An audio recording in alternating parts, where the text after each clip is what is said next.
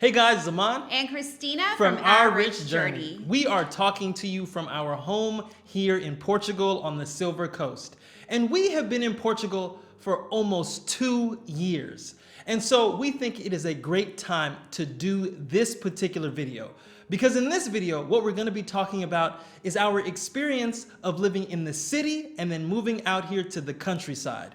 Because this is a decision that many people will make when they choose to move to Portugal. You know, Christina and I had the option of retiring anywhere in the world, and we chose to retire early to Portugal. And when we first got here, we hadn't even considered moving out to the countryside. We spent our first year in Lisbon, Portugal. And now we've been in the countryside for almost a year. And so we want to talk to you guys about some of the pros and cons of living in the city and living in the countryside. So if you're new to our channel is all about making money, saving money, and investing money on the road to financial independence. Aman and I pursued financial independence for 8 years. We reached our goal, quit our jobs as federal government employees, and retired early by the age of 40 here in Portugal. So if you are interested in learning about ways to make, save, or invest money, or if you're just interested in our life here in Portugal, make sure you subscribe to our channel and follow us on Instagram. So let's begin with the comparisons, but before we do that, we want to clarify what we're talking about when we're talking about the city versus the countryside. So the two largest cities in Portugal are Lisbon and Porto. And when people are thinking about moving to Portugal, those are primarily the two top cities that people are thinking about. But when we're talking about the countryside, that's where we live right now in the Silver Coast. But it's not just the Silver Coast, it can be central Portugal, it can be down in the Algarve and some of the more rural areas. So when we're talking about the countryside, we're really talking about these rural areas outside of these major cities. Now, one thing to keep in mind is that a lot of Portugal is countryside. I know people tend to focus on the major cities when they're relocating to Portugal, but if you are not looking at the countryside, you are failing to take into consideration many parts of Portugal that are just beautiful. And that's why we made this video, to shed more light on some of the places that don't necessarily get all of the limelight in Portugal. So let's get started by talking about the difference between the countryside and the cities here in Portugal. And we're going to start off with one major difference, which is the cost of living. Now, if you've been watching our videos for a while, when we lived in Lisbon, we were doing monthly cost of living videos. So you can see how much it cost for us to live in Lisbon. We'll leave a link for those videos in the description below. But now that we're in the countryside, we found that our cost of living is much lower compared to when we were living in the city of Lisbon. In fact, our cost of living has reduced by at least half compared to when we were living in the city. And that's because when you get out of the major cities, everything costs far less. If you're going out to eat, if you're going to the dentist, when we take our dog to the vet, everything is so much less when you get out of the major cities. And we have seen a significant savings in our budget. Sometimes it totally surprises us. We'll look at our budget and say, wow, a week has passed and we've only spent $200 on everything. So our next difference is housing type. When we lived in Lisbon, we gave you guys a tour of the house that we lived in. It was actually an apartment, a 3-bedroom apartment, and we had someone living above us and someone living below us. And on the side of us and behind us. They were living all over us. I mean, that's the big difference between living in the city versus living in the countryside. When we lived in Lisbon, we were surrounded by people at all times. And the housing type was a lot smaller. But now that we're here on the Silver Coast, we have so much land. In fact, our home is on an acre. And so we don't have the neighbors pushing up against us in all different directions. In fact, we don't even have neighbors behind us. So we have this great vista view from our property here in Portugal. So when we're talking about housing types, typically when you live in Lisbon or Porto, you're gonna be in an apartment, a smaller sized apartment. But when you move out into the countryside, there are more single family detached homes that you can choose from, either to rent or to buy.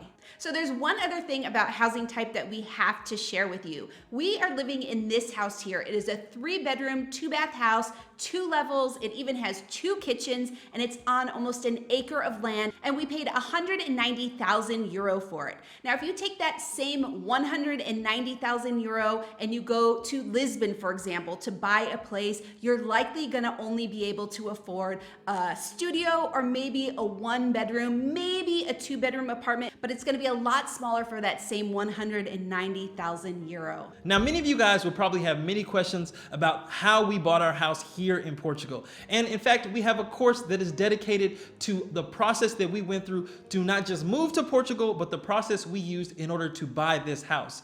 If you've watched our previous videos, you know that this house was listed for 250,000 euro, but we were able to get it for 190,000 euro. And we talk all about the strategies that we use in order to find a deal on housing here in Portugal. Because many of you will be in this same situation where you are looking for housing and don't know where to start. So we created a course that helps you with that process.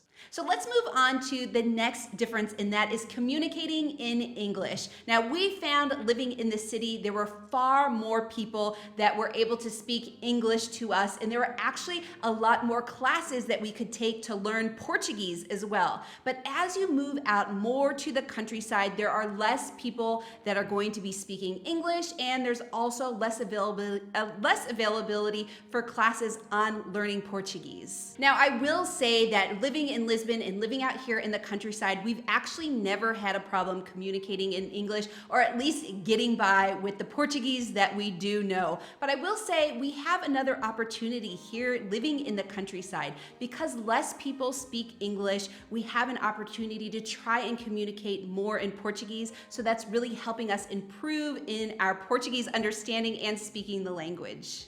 Now, this brings us to our next point, which is sense of community. And living out here in the countryside, there is definitely a bigger sense of community. I mean, as soon as we moved in, all of our neighbors made it a point to come and introduce themselves to us, and we made it a point to introduce ourselves to our neighbors. We exchanged whatever we could. We gave candy and they gave vegetables because our vegetable garden wasn't up and going yet. But here in our community, everyone knows each other. Everyone is looking out for each other. It is such a small community that when we go to the post office, we know the people that work at the post office on a first name basis. And that's actually different than the feel that we got when we were living in Lisbon. And I think it's because Lisbon, there's so many people, there's so much activity. People are going from here to there. You don't really have time to really settle down and really have those conversations with people. And it just doesn't happen. So we've experienced here in the countryside, there's more of a sense of community than what we felt when we lived in the city. Our next point is transportation.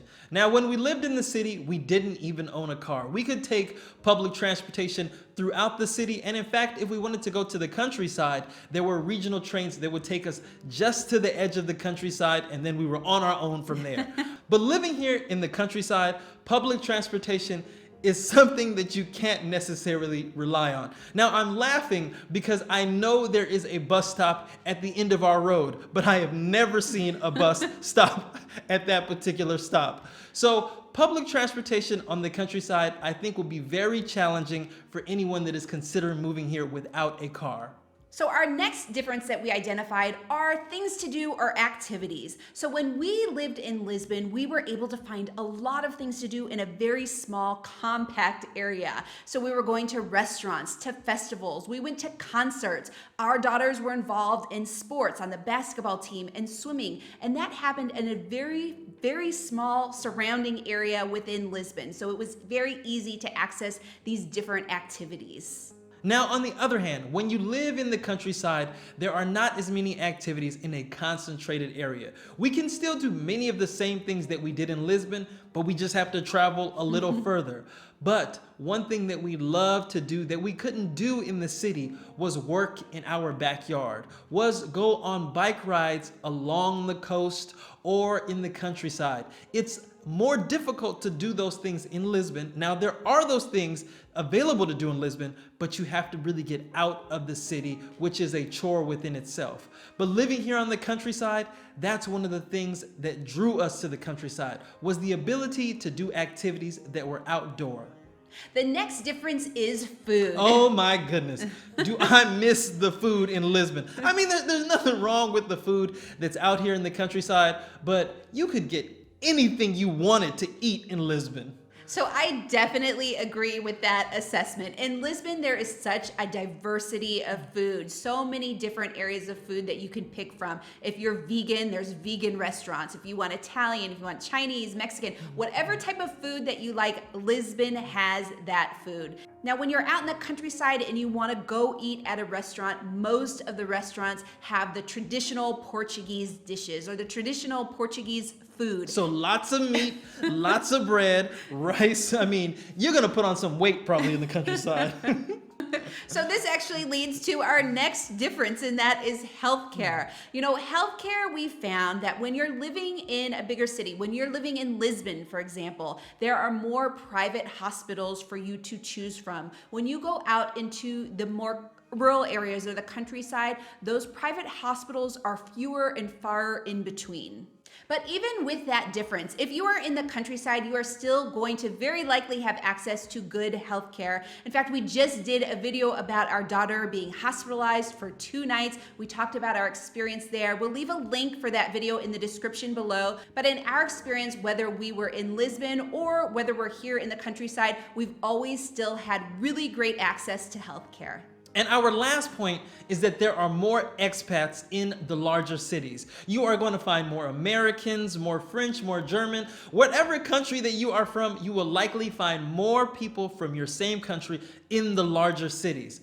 So one thing we have noticed while living here in the Silver Coast, and especially now that we're looking at different homes to potentially buy in the Silver Coast, is we found that there are different pockets of communities of expats. So we may find a pocket of expats that are from France or that are from Germany or from Belgium, and we find them sort of popping up. So it's not just that we have a lot of expats in Lisbon, for example. You can find a particular pocket in these countryside areas as well.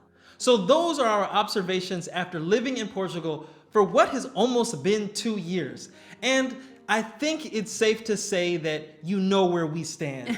We really enjoy living in the countryside on the Silver Coast. But one thing that is really special about Portugal is that the country is a relatively small country. You can actually have the best of both worlds. In fact, we go into Lisbon at least once a month. And there are many places like this throughout Portugal where you can live just on the outskirts of the city, and when you get that itch to be a part of the limelight or live it up, you can just drive right into the city or take the train into the city or an Uber. Whatever the case may be, we think that Portugal allows for those types of opportunities. So if you are looking at all of the different opportunities and all of the great things that Portugal has to offer and you're interested in moving to Portugal, make sure you enroll in our Moving to Portugal class where we talk about visas, immigrating to Portugal. We also talk about housing here in Portugal. And then of course we have so many different videos on this channel about Portugal that you can check out. But before you do, remember, if you like this video, give us a thumbs up, subscribe to our channel, and join the journey.